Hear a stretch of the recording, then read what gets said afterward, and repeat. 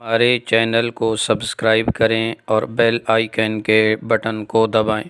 اصل بات تو یہی ہے کہ ہر حکم اللہ تعالیٰ کی طرف سے طے ہے اور ہر چیز کا وقت مقرر ہے، لہٰذا اس طرح کے مسئلے میں کسی بھی قسم کے وسوسے اور شک میں مبتلا نہ ہوا جائے اور صدق دل سے اللہ سبحانہ و تعالیٰ سے نیک رشتہ مانگا جائے۔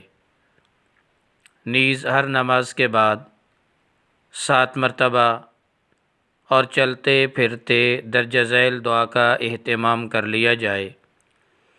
رب انی لما انزلت الی من خیر فقیر، صبح و شام سورہ واقعہ اور سورہ طارق پابندی سے پڑھی جائے۔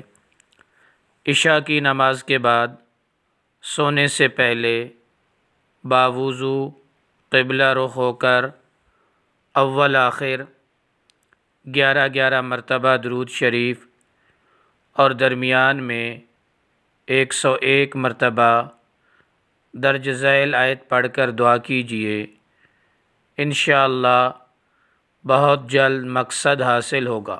وَمَن يَتَّقِ اللَّهَ يَجْعَل لَّهُ مَخْرَجًا وَيَرْزُقْهُ مِنْ حَيْثُ لَا يَحْتَسِبُ وَمَن يَتَوَكَّلْ عَلَى اللَّهِ فَهُوَ حَسْبُهُ، اور جو اللہ سے ڈرتا ہے اللہ تعالیٰ اس کے لیے مصائب سے نکلنے کی راہ بنا دیتے ہیں اور اسے ایسی جگہ سے روزی دیتے ہیں جہاں اس کا گمان بھی نہیں ہوتا، اور جو اللہ پر بھروسہ کر لیتا ہے اللہ اس کے لیے کافی ہو جاتا ہے۔